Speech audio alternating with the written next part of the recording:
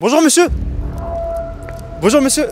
Je pense que je le connais. Je suis désolé, je vous jure je le connais, je vous jure je le connais. Mais déjà t'as tout perdu. J'étais au McDo l'autre fois avec la Rolls, les mecs ils me regardaient. Mais j'en ai rien. Je sais d'où je suis né. J'allais me doucher où il y avait les routiers. J'ai des photos, j'ai tout. Moi je mens pas, j'ai rien à perdre. Moi je suis autodidacte. Ils supportaient pas les fachos, donc ils faisaient sauter les Allemands. Mais c'est pas une question d'immigration. Mais pourquoi vous étiez? Eh ben foutu dehors. Parce que les opportunités, il faut savoir les saisir à tout moment, même si on n'a pas d'argent. Même si on n'a pas d'argent. On pense que si on fait des études, bac plus 3, bac plus 5, on va bien gagner notre vie, on va être riche. Est-ce que c'est vrai? Je peux pas dire ça. C'est important d'avoir le fusil rempli de cartouches. Pour commencer, il faut utiliser l'argent des autres, faire son business, rembourser et ensuite c'est la banque. La banque est primordiale. Sauf qu'en France, ils prêtaient plus. J'ai des copains maghrébins, ils ont réussi et ils sont pas dans la dent, bordel de... Maintenant, je vais l'appeler Centurion Motor Europa. Je lui mets... Voilà. C'est pas parce que vous êtes black, vous êtes beurre, vous êtes comme moi, fils de... qu'on est des trafiquants, bordel de... C'est pour ça les gars, faut charbonner, hein. Faut charbonner. De toute façon, il n'y a que le charbon. C'est là que tu vas faire des coups. C'est pas en rentrant dans une agence immobilière ou en faisant les sites internet. Mais Laurent, tu sais, on n'apprend pas ça à l'école. T'apprendras jamais ça. Voilà. Ouf, les gars, c'était une dinguerie. Je sais pas qu'est-ce qui se passe, je sais pas je suis où. T'es mal à Rolls. Ouf. Ah non, ils sont éteints. Incroyable, incroyable.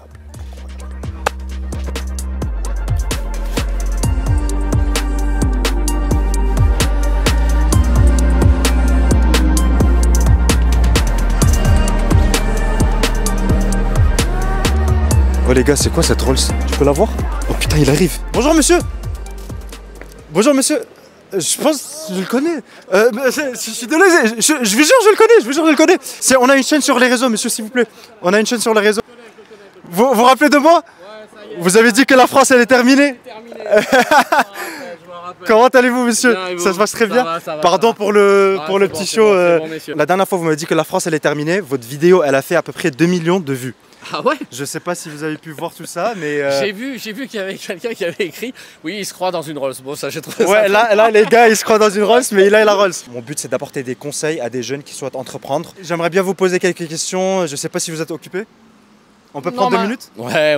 Ce qui me choque un petit peu, j'ai regardé, hein. J'ai regardé ce que vous faites, j'ai trouvé ça... Vous avez vu ma chaîne? Ouais, j'ai regardé. Vous interrogez des gens, mais ils osent pas parler. Il y a peut-être des résidents français, c'est pas mon cas. Moi, depuis 2008, je suis expatrié, je vis à l'étranger. C'est dommage, on a un très beau pays. Mais fiscalement, 64% de taxes, quand vous prenez en plus les taxes, des surtaxes, etc., vous travaillez pour quoi? On a un problème d'assistance, on a un problème de choses. Alors, il y a des gens qui doivent être assistés, j'entends, mais...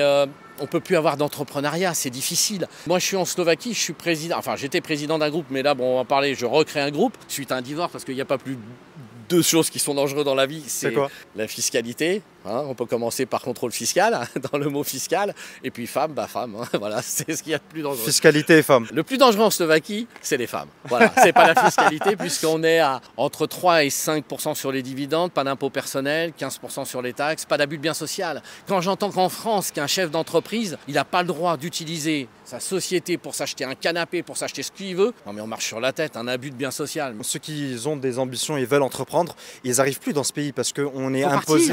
Il n'y a pas le choix.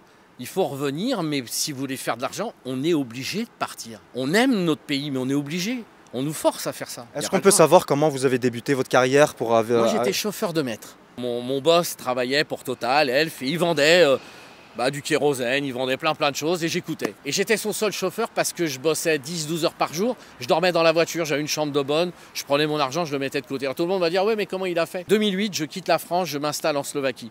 À partir de là, je rencontre une petite nana de 20 ans, belle comme le jour. C'est là où c'est dangereux, parce qu'elles sont très très belles. Elles sont toutes, je dirais, pratiquement des top modèles un peu partout. J'arrive dans une banque. Alors, ouais, je suis arrivé, je me suis aperçu, parce que c'est mon métier, j'écoutais mon patron. J'ai dit, tous les lubrifiants moteurs que vous mettez dans votre voiture, les bidons d'1 litre, 3 litres, 5 litres que vous mettez dans votre voiture, il y a une disparité des prix. On a le pays le plus taxé, mais on a l'huile la moins chère.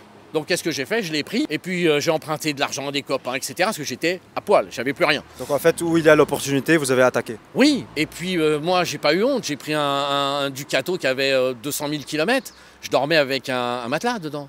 J'allais me doucher où il y avait les routiers. Moi, j'ai des photos, j'ai tout. Moi, je mens pas, j'ai rien à perdre. Moi, je suis autodidacte. Moi, je me suis fait 12 heures. C'est-à-dire, je partais 12 heures, 14 heures.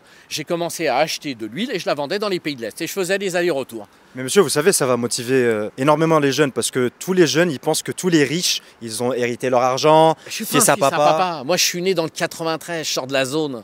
Ah oui? Mon grand-père, il a quitté l'Espagne contre le fascisme. Ils supportaient pas les fachos, donc ils faisaient sauter les Allemands. Ça, on a oublié, vous êtes des jeunes générations, mais c'était le cas. Non, mais on apprend ça à l'école. Nous, on était les bouffeurs de pois chiches. Nous, on était les immigrés. Moi, je suis fils d'immigrés, j'ai pas de problème avec ça. J'ai aucun problème. L'immigration, alors il y en a qui se disent aujourd'hui, oui, ça part effectivement. Mais c'est pas une question d'immigration. C'est une question qu'il faut pas donner aux gens la facilité. On arrive dans un pays, moi je suis arrivé en Slovaquie, on me dit, monsieur, casier judiciaire, vous nous apportez quoi? Qu'est-ce que vous nous amenez? C'est quoi votre savoir? Qu'est-ce que vous allez apporter au pays? Et ça commence comme ça. Il n'y a pas de chômage, ça n'existe pas. Demain, c'est un coup de pompe dans le cul, c'est dehors.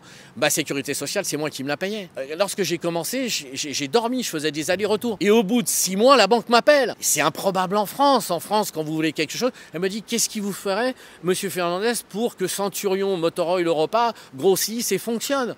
Elle s'appelle comment votre entreprise, pardon? Alors moi, je suis président d'un groupe. Alors, j'étais président de Centurion Motor Oil, mais mon ex... pourquoi vous étiez? Parce que, qu'est-ce que je vous ai dit il y a quelques minutes, ce qui est le plus dangereux, c'est les femmes. Elle avait 51% des parts. Lorsque vous êtes majoritaire en Slovaquie, vous partez avec ce que vous voulez.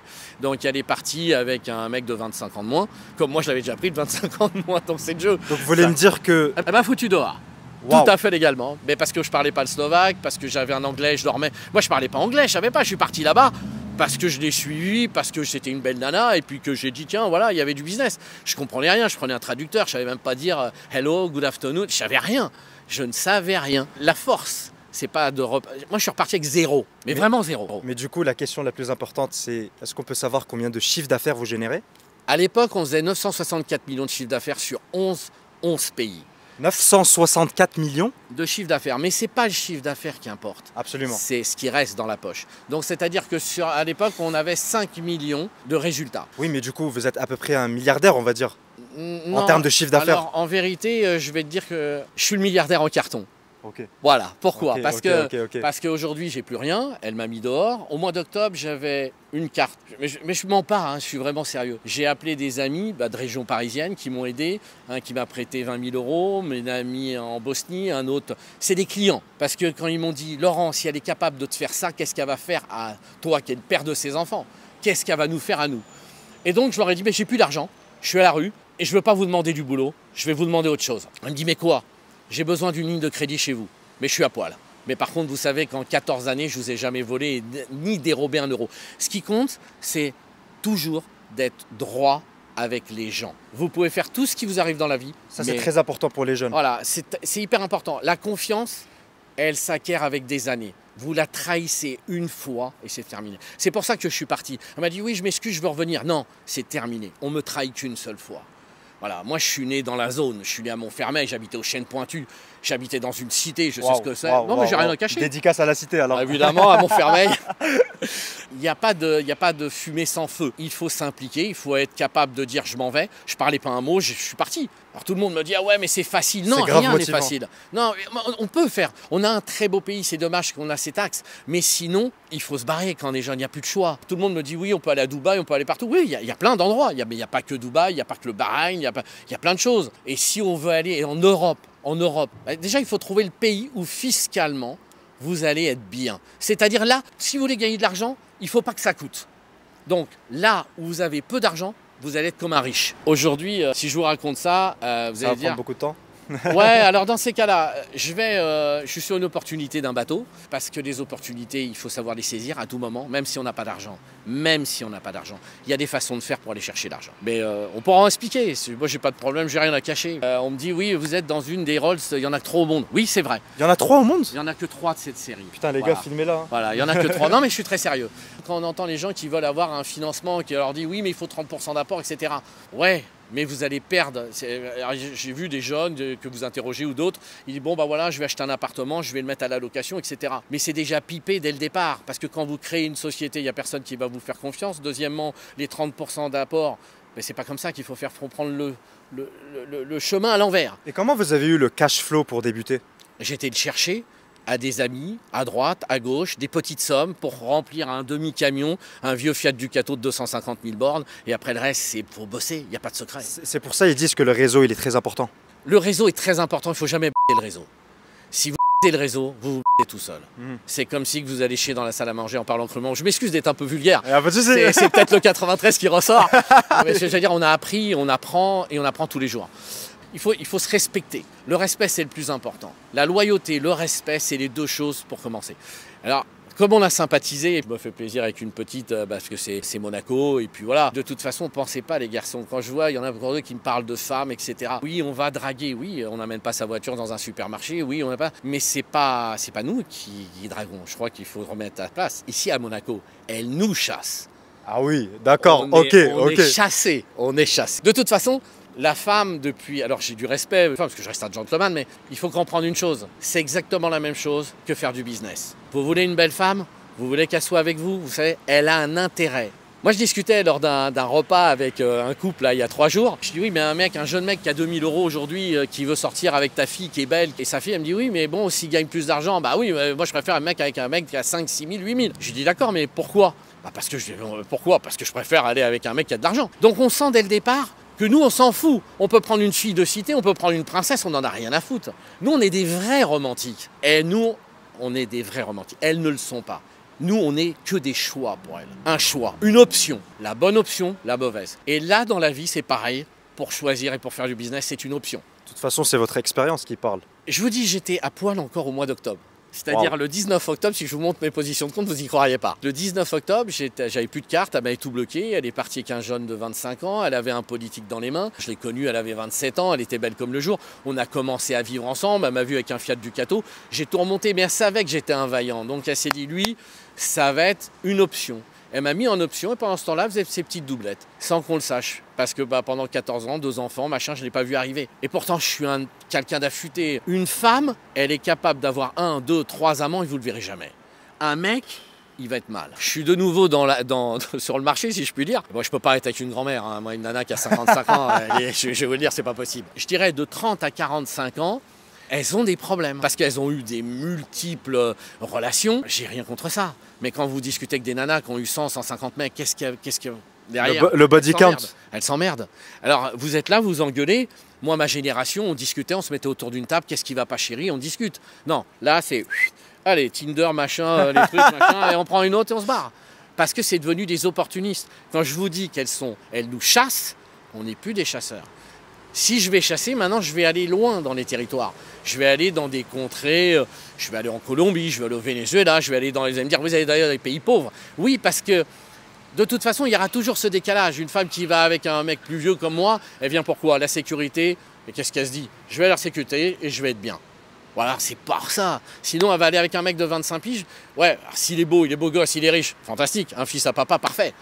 Ouais, on parle beaucoup, par contre, j'ai un rendez-vous. Alors, ah, je suis désolé. Non, mais, là, je vais pour un bateau. Si on voulait en parler, je vais vous expliquer comment vous pouvez expliquer aux jeunes qui nous regardent comment on peut faire. Je vais vous présenter quelqu'un, un petit jeune, un Brésilien qui est venu s'installer, qui est le roi du Airbnb à Monaco. Là maintenant? Oui, je vais vous le présenter. À vrai dire, pour commencer, il faut utiliser l'argent des autres, faire son business, rembourser et ensuite c'est la banque. La banque est primordiale, sauf qu'en France, ils ne prêtaient plus. Moi, en Slovaquie, au bout de 5 mois, on m'a appelé, je dis à mon ex Petra, je dis mais qu'est-ce qu'on a fait? Je ne suis pas découvert, j'ai un problème. Je dis pourquoi il m'appelle? J'avais peur, parce qu'en France, on vous demande la caution de la grand-mère, le poisson rouge, vous commencez même pas quand on vous dit c'est terminé. Création d'entreprise, il ne faut surtout pas faire ça. Jamais créer une entreprise. Acheter une entreprise qui a déjà du vécu. Un papy qui s'en va, etc. Je vais vous en parler. Monsieur, merci pour cette opportunité. Je vais vous suivre, je vais prendre le bus. Non, il n'y a pas de bus. Vous montez avec moi et voilà. Avec vous? Ouais, la demoiselle, on va la mettre ailleurs dans une voiture et venez avec moi. Sérieusement? Je le fais. C'est pour le fun. Voilà. Bon les gars, suivez-moi. Désolé monsieur, hein, si je suis désolé.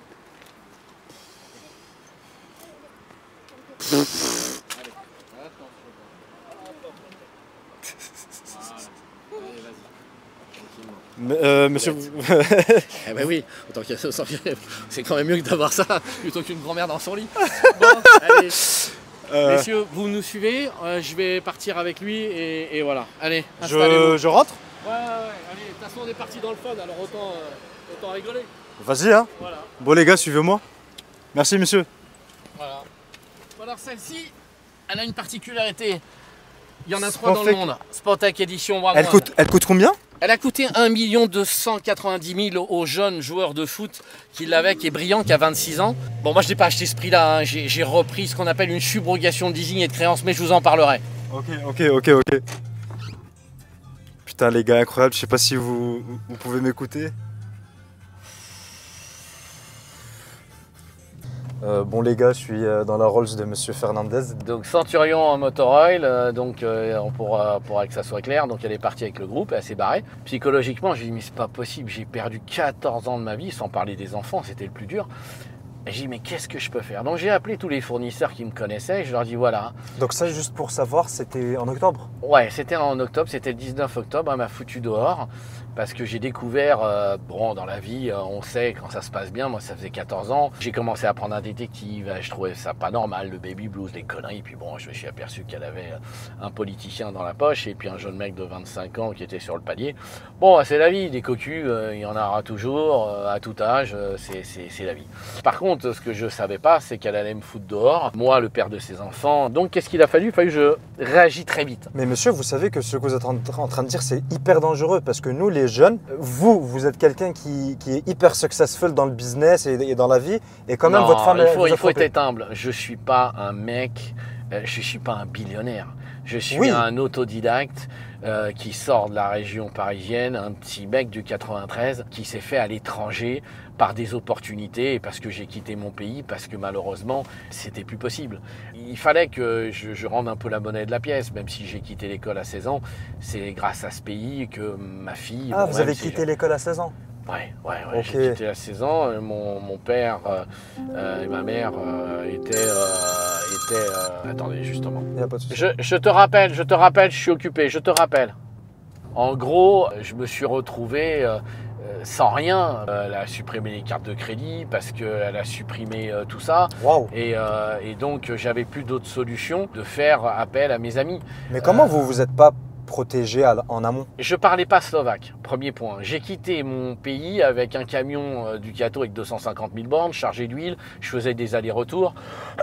J'habitais à Nice et j'avais un studio de merde. Et quand je suis arrivé pour divorcer là-bas d'une première femme, je me suis dit bon bah voilà. Alors je divorçais d'une femme qui était moitié slovaque, moitié française et qui était partie avec un pilote de NASCAR. Parce qu'en 2008 c'était la crise, donc 2008. Ouais, la crise des de toute façon, une femme, elle va être là. Dans les bons, vous avez, c'est comme l'euro-million. Si vous en avez une qui vous suit, c'est fantastique. Mais 99%, elles vont se barrer. Dès qu'il y a des huissiers, vous n'avez plus d'argent, vous n'avez rien, vous êtes à la rue, vous êtes clodo. Il ne faut pas l'oublier. Et quand on est clodo, on a le choléra. Que ce soit les copains, les machins, etc. Dites à quelqu'un que vous n'avez plus d'argent demain et lui dire bah, aide-moi. Bah, vous allez avoir peur. Donc vous faites peur. Et ils se sont tous barrés. Donc la loyauté, c'est vraiment rare. La loyauté, elle est rare et quand on l'a, la loyauté et la fidélité, il faut la garder. Elle est très très importante et il faut être fidèle à ses valeurs. Et ne jamais perdre, je dis ça pour les jeunes, ne jamais perdre le cap. Il faut aller jusqu'au bout du bout du bout du bout du bout.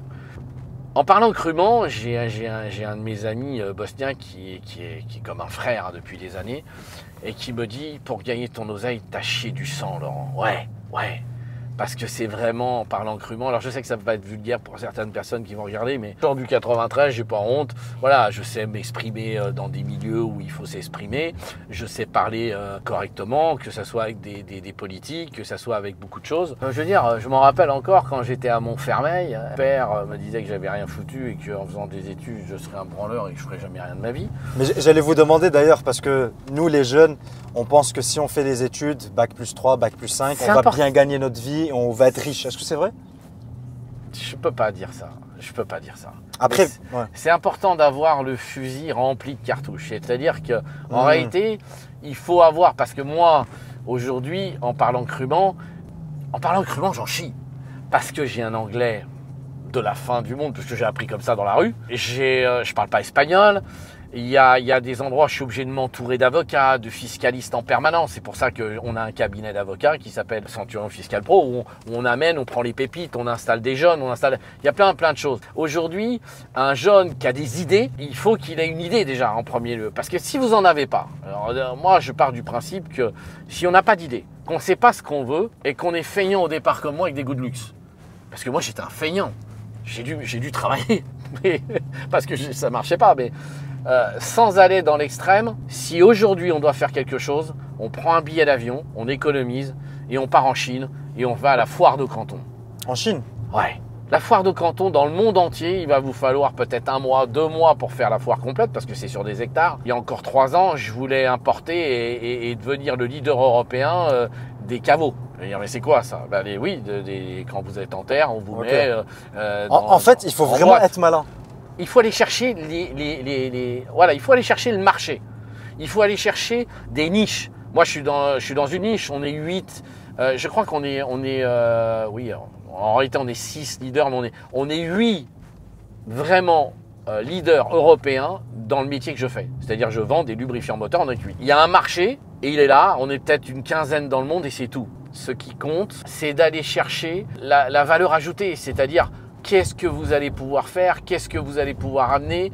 Peu importe la religion, le pays, ce qui compte, c'est ce que vous allez pouvoir tirer de la quintessence, c'est-à-dire chercher. On va dire, ouais, mais j'ai pas d'argent, machin. Ouais, bah, t'économises, tu travailles au McDo, tu travailles partout, comme moi j'ai travaillé sur les marchés, à détaler du poisson, à machin, je tournais du béton, j'étais sur les chantiers, et voilà. Moi, j'ai commencé un jour à dire, je voulais un costume parce que ce qui se passait, c'est que mon père, il était vraiment dur, très dur. C'était un focus sur les diplômes, sur les études, sur tout ça.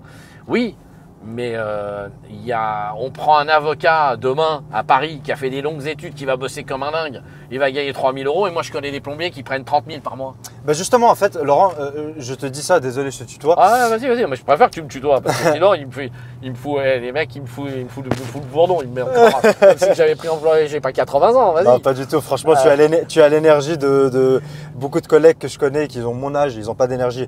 Je te dis ça parce que nous, actuellement, les jeunes, surtout les mecs, on est matrixés par les réseaux. Tous les jeunes qui ont un peu réussi dans la crypto, dans le marché boursier, ils partent à Dubaï, je sais pas quoi. Nous, on regarde ces petites vidéos. Mais ils partent à Dubaï pour payer de taxes. Parce qu'ils en ont plein cul. Oui, mais en fait, je pense que nous, les jeunes, on a perdu ce sens.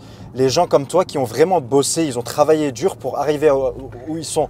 On pense tous qu'on va être 1000 balles sur Bitcoin et demain on va être riche. Mais non, mais t'en penses quoi de ces mecs? C'est des escrocs. Bon, je veux rien dire. Mais pour moi, tout ça, c'est bidon. Il faut pas croire au Père Noël. Voilà, c'est tout. Pour moi, ce genre de choses, c'est pas... Alors oui, il y a des gens qui ont réussi. Oui, mais il y en a combien? Ouais, c'est comme un mec qui va être chanteur, un mec qui va être artiste, un mec qui va être au cinéma. Oui, il y en a qui ont réussi, heureusement. Mais bon, moi, c'est pas mon truc. Donc moi, je suis pas chanteur, je suis pas doué, j'ai aucun talent. Le seul talent que j'ai, c'est de travailler et de comprendre certaines choses. À la base, comme je l'ai dit, j'étais un feignant avec des goûts de luxe, mais il a fallu que je travaille parce que sinon ça rapportait pas. Et voilà. Et je voyais les fils à papa passer avec des superbes autos, des Porsche, des Ferrari. Putain, j'avais 16 ans, 17 ans, je faisais les marchés, je faisais machin, et j'ai dit, mais c'est ça la vie? C'est ça la vie, parce que je sors d'une cité, alors lui il va se faire des top modèles, mais moi j'en aurais pas. Ah, c'est quoi ça? C'est quoi? Donc j'ai tout de suite compris qu'il fallait que je fasse de l'argent. J'ai dit, bon, première chose, il faut faire la différence. Et il faut pas flamber pour s'appauvrir. Il faut pas. Après, on a les possibilités. Après, on a plein de choses. Mais aujourd'hui, c'est pas ce qu'il faut faire. Ce qu'il faut, c'est trouver déjà le produit. Et quand vous avez le produit, il faut regarder s'il n'existe pas. Et où il n'existe pas et dans quel pays. Et ensuite, il faut prendre pardon de parler comme ça, mais il faut prendre ses coronesses et dire on y va. Alors oui, il y en a qui vont dire mais j'ai ma femme, j'ai mon père, j'ai le chien, j'ai la belle-mère, le poisson rouge, le chien. Mais on s'en fout. Je suis un jeune demain. Je suis en France, je veux pas quitter mon pays. Oui, donnez-moi vraiment l'âme. Moi, j'ai 23 ans, je veux percer, je veux faire de l'argent, je suis un mec ambitieux. Alors, qu'est-ce que je fais? Il y a deux solutions. Soit vous décidez d'être businessman et là, il faut se barrer de la France parce qu'il n'y a pas d'autre solution. La France, c'est terminé. Mais c'est terminé, je l'ai dit. 64% d'imposition. Plus les impôts, le machin, les voisins, la vos TVA, voisins, la TVA sur marche, tout ça. Mais le voisin, ça va être votre pire ennemi. Il va dire, regarde celui-là, il a une belle nana, une belle gonzesse. Bah, il fait peut-être dans la drogue, Et moi, j'ai des copains maghrébins, ils ont réussi et ils sont pas dans la drogue, bordel. C'est pas parce que vous êtes black, vous êtes beurre, vous êtes comme moi, un fils qu'on est des trafiquants. Bordel. Il y a des talents, il y a des pépites. Mais c'est vrai que vous allez avoir un boulet au pied. Un putain de boulet. 10, 12 000 euros, c'est extraordinaire pour un avocat. Ah oui. Ouais. Mais moi, je connais un plombier qui gagne 30 000. Je connais un électricien bateau sur les yachts. Vous savez combien ça prend? Entre 30 et 40 000 euros par mois. Eh ouais. Mais il y a un trou dans le système. Attends, mais... Il n'y a pas un trou dans le système, c'est qu'il n'y a personne qui va vouloir crever de chaud entre 38 et 40 l'été et qui va être dans la mécanique dans une salle des machines. Mais lui, il y est. Mais lui, il roule en Porsche. C'est un choix. La vie est un choix. Vous avez décidé d'être avec une vieille qui va vous pourrir la vie, qui a 50 ans, qui a 3 mômes, qui a divorcé, qui va c'est le même prix que d'avoir un top modèle. Et peut-être ça vous coûtera moins cher peut-être d'avoir un top modèle. Alors c'est quoi le choix? C'est une question de choix. La vie n'est qu'une question de choix et rien d'autre. Vous avez décidé d'en chier ou vous avez décidé de passer à autre chose. Il n'y a pas de solution. Ah oui, mais j'ai pas d'argent. Bah t'as pas d'argent, je te dis, tu vas bosser au McDo, tu vas bosser le soir et tu mets ton oseille de côté. Tu vas pas le craquer avec une nana. Tu vas pas faire la fête. Ça, c'est hyper important. Dire, voilà, j'ai rien contre les mecs. Moi, je suis ni juge, ni Dieu, je le répète. Je me suis jamais mis un truc dans le pif. J'ai jamais fumé un bédo. J'ai des copains qui fument du bédo, de machin, etc. Voilà, chacun va midi à sa porte. Moi, un peu de champagne, moi, ce qui me fait vibrer, c'est les nanas. Voilà, les belles nanas. Moi, il me faut un avion de chasse dans mon lit. Moi, ce qui me fait vibrer, c'est quand on me dit « Monsieur Fernandez, votre yacht est prêt. Monsieur Fernandez, votre avion est prêt. Monsieur Fernandez, ça c'est ce qui me fait J'ai une question, est-ce que Mais ça te fait justement, est-ce que ça te fait, je sais pas si le mot c'est plaisir, mais quelqu'un qui a grandi dans une cité, etc. C'est la revanche. C'est la revanche de la vie. C'est ça qui me fait bander. C'est ça. C'est de voir des gens qui ont fait des études, qui sont intellectuels, qui sont des fils à papa, qui vont avoir fait un paquet de pognon. Alors il y en a qui sont pas cons, hein, qui ont étudié et qui doublent. Attention, il faut remettre, je veux dire, l'église au milieu du village. Il y a des mecs brillants, mais il y a aussi un tas de branleurs. Ouais. Il y en a qui ont, le père s'est battu, c'est devenu un guerrier, il a monté tout ça. Et deuxième génération, il bouffe tout. Mais question par rapport à ça, c'est très important. Est-ce que tu as peur que demain, vu que toi tu as réussi, tes enfants, ils n'ont pas la même dalle que toi? À Lagnac. Ma fille, je lui mettais le bateau, je l'emmenais en vacances, je lui emmenais dans tous les 5 étoiles, je lui ai mis un cheval de course, etc. Quand elle était 3, je lui dis t'arrêtes, tu dois revenir le prochain trimestre en 2 et je veux que tu reviennes numéro 1. Numéro 1 ou rien. Je veux tout ou rien dans la vie, c'est comme ça. Peut-être arrogant, c'est peut-être puant. Elle a choisi un petit copain, machin, etc. Je lui ai tout enlevé. Bah dis papa, il n'y a plus la voiture. Je l'ai emmené en transporteur. Mais papa, il n'y a plus de cheval. Non, il n'y en a plus. Mais dis-moi l'appartement. Bah maintenant tu vois ce que c'est la et tu vas te démerder en colocataire. Mais papa, tu vas pas me faire ça. Elle m'a insulté, on a pleuré. Je lui dis non, tu as un poste, tu vas chez Courir, tu vas changer les pompes. Tu vas voir ce que c'est que les odeurs de tennis et les mecs qui puent les pieds. Ouais. Et tu vas aller au McDo. C'est important de parler pendant un an, mais c'est important, bordel. La valeur, l'argent, le respect, c'est tout ce qu'il n'y a plus aujourd'hui. Une femme, elle doit respecter son mari. Son mari le respecte. Mais bordel, la moitié j'entends, elle gueule et machin, etc. Mais où t'as vu ça jouer, moi? Moi, je suis de la vieille génération. Moi, une qui commence à gueuler, elle se barre. La dernière qui a commencé, on était en train de... Non, mais je veux dire, c'est un avion de chasse. Ça faisait 10 minutes, elle était sur son téléphone. Je regarde, je dis, mais elle est sérieuse, elle, quoi. Je dis, ah ouais, je dis rien, machin. Selfie, tout ça. Ouais. Un peu de filtre. Je dis, mais c'est pas vrai. Alors, les femmes, les selfies, sérieusement. Les femmes, les selfies, sérieux, mais sérieux. Je suis sur le marché, là, je le dis très fraîchement, là. De 30 à 45 ans, mais je regardais, je dis, mais elles sont fatiguées de la tête.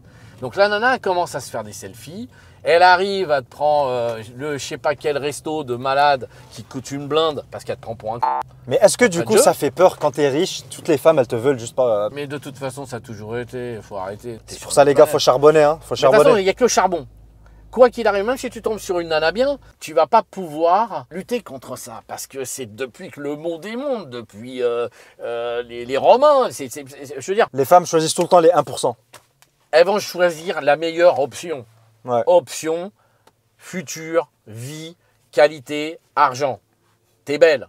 En vérité, elles te vendent leur beauté. Parce qu'arriver à partir de 40 ans, c'est la grande descente. Hein. Non, mais je veux dire, non, mais faut arrêter. 45, ouais. 50 ans, c'est le désert de Gobi, c'est terminé. À 55 ans, c'est terminé. Mais disons qu'une nana de 25 ans, 28, 30 ans, tu vas savoir la modeler. Mais après 35 ans, 40 ans, elle a un passé, elle a des gosses, elle a des machins, elle est cuite. C'est cuit. Tout ce que je vois, c'est cuit. Dans la vie, c'est pareil. Tu préfères… moi, j'ai été au McDo l'autre fois avec la Rose, les mecs, ils me regardaient. Mais j'en ai… Je sais d'où je suis né. Je suis reparti et je suis vraiment reparti à zéro. J'ai été voir tous les fournisseurs, je leur ai emprunté de l'oseille. Je leur ai dit, voilà, vous me connaissez, voilà, mon ex, c'est une escorte, c'est ci, et elle m'a volé. Voilà, je suis à poil. Elle a pris les 6,4 millions d'euros, elle a pris la trésorerie, elle a pris la boîte, elle a pris les immeubles, les appartements. C'est vraiment fou, Tu peux aller au commissariat, tu peux rien faire. Elle est majoritaire. Comme il n'y a pas d'abus de bien social, elle a transféré l'oseille sur son compte et elle s'est barrée. Un hold-up. Aïe, aïe, aïe, aïe, aïe, aïe. Je suis en location en Slovaquie. Je mens pas. Moi, je te parle là, des gens, ils vont rigoler.